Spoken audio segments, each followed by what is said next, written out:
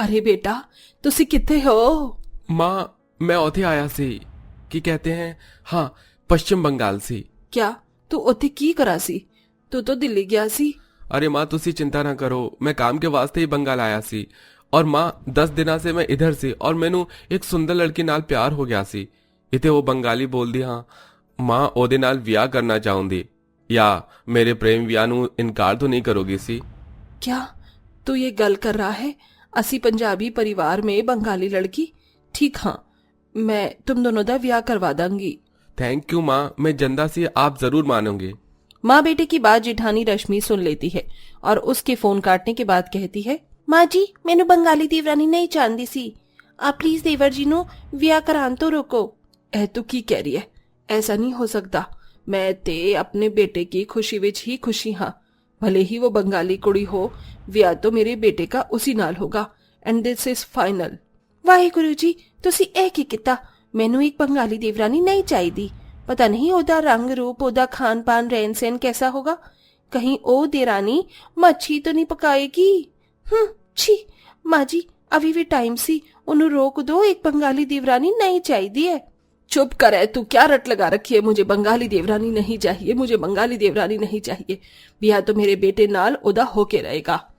ये कहकर गुरमीत चली जाती है और रश्मित अपने पति सरबजीत को भी कहती है, लेकिन वो इस बारे में कुछ नहीं कहता।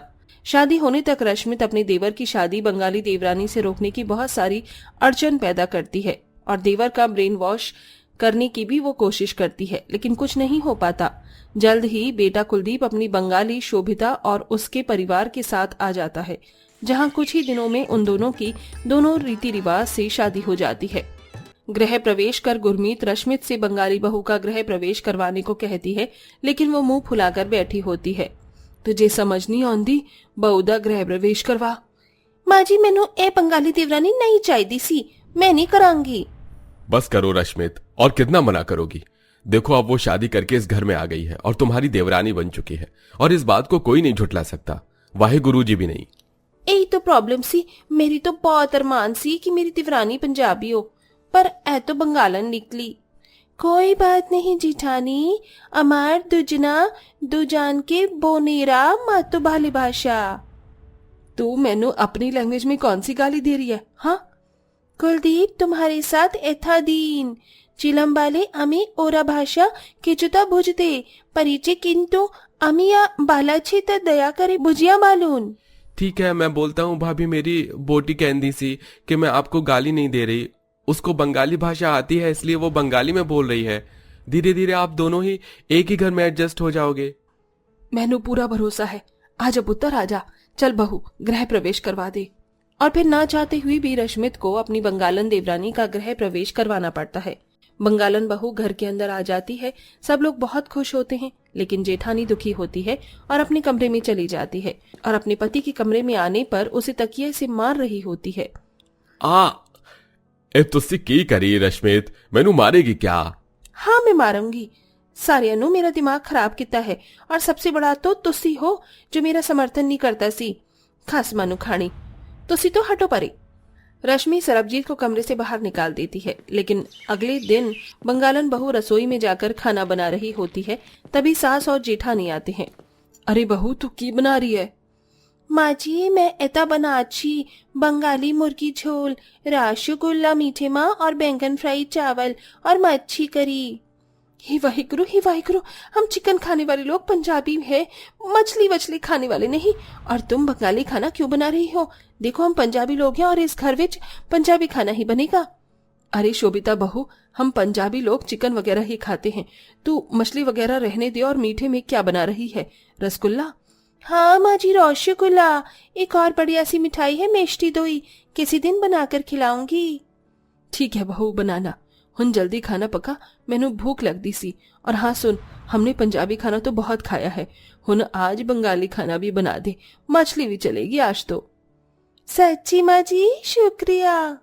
ये कहकर बंगाली बहू खाना बना देती है और पंजाबी बहू उससे चिढ़ती है। कुछ देर बाद सब बंगाली बहू का बनाया हुआ बंगाली खाना खाते हैं। वाह वाह, मुझे तो तुम्हारे हाथ की शोभिता चिकन करी बहुत पसंद आई, और ये रसगुल्ला बहुत अच्छा है। अभी तोमाको भालूभाषी? ओहो, बस करो देवर जी, मुझे वैसे बंगाली आती हो या नहीं, लेकिन आपने जो अभी आई लव यू बोला ना बंगाली में, मैं सब समझती हूँ। मुझे भी फोन चलाना आता है। ओ भाभी सॉरी, मैनू नहीं पता सी तुसी जानदी हो। ओहो कुलदीप बस कर, सब यहीं बैठे हैं। बहू तुमने बहुत वधिया खाना बनाया सी, अपने शगुन नु रख। शुक्रिया माँ जी। अपनी सास से शगुन लेकर शोभिता उसके पैर छूती है। ऐसे ही दिन गुजरते हैं। बंगाली बहू का खाना भी पंजाबी परिवार को अच्छा लगता है।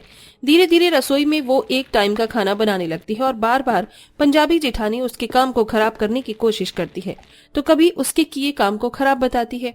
दोनों की बिल्कुल भी एक दूसरे से नहीं जमती, जबकि बंगाली बहू अपनी पंजाबी जेठानी के साथ बोलने की कोशिश करती है।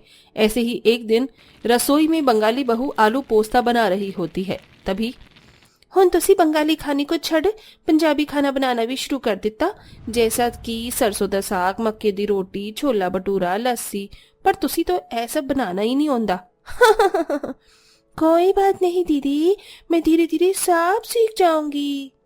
शोभिता खाना बनाकर डाइनिंग टेबल पर लगाने चली जाती है, लेकिन अगले दिन की रसोई में फिर शोभिता बंगाली खाना बना रही होती है, तो रश्मित बोलती है, बस करो, तुम्हारा बंगाली खाना खाकर मेरा दिमाग खराब हो गया है। ऊपर से तुम्हारी ये बंगाली भाषा, रसगुल्ला, मिष्टी दोई। सच बताऊं तो मुझे तुम्हारा बंगाली खाना बिल्कुल अच्छा नहीं लगता। दीदी आप बेवजह गुस्सा हो रही हैं। अगर ऐसा है तो मुझे भी आपके पंजाबी खाना खाने का कोई शौक नहीं है। मुझे भी आपका वो सरसों का साग अच्छा नहीं लगता। मैनू भी थोड़ा मच्छी करी नहीं पसंद आंदी है। अमी अपना छोले भटूरे, सरसों का साग, लस्सी पसंद करी ना।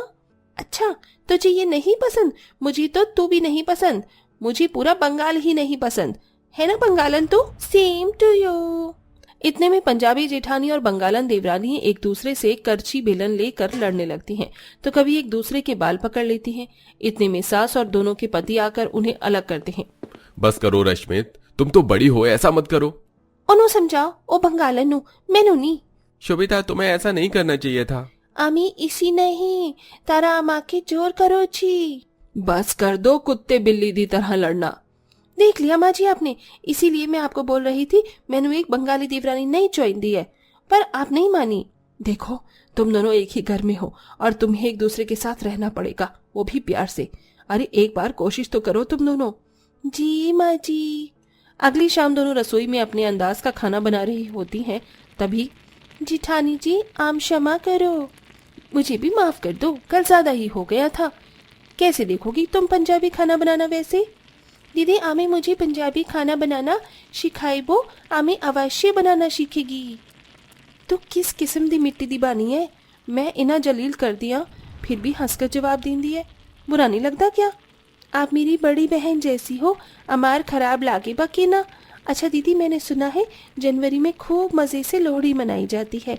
किसी हफ्ते में हमारा भी त्योहार आता है, पौष संक्रांति का। क्या हम दोनों साथ में एक दूसरे की सांस्कृतिक त्योहार को मनाएं? हुन एवी कोई पूछने थी काल है, हम जरूर मनाएंगे। क्या होता है तुम्हारे त्योहार में? इसी पौष संक्रांति कहते हैं, जैसे यहाँ पर मकर संक्रांति कहते हैं।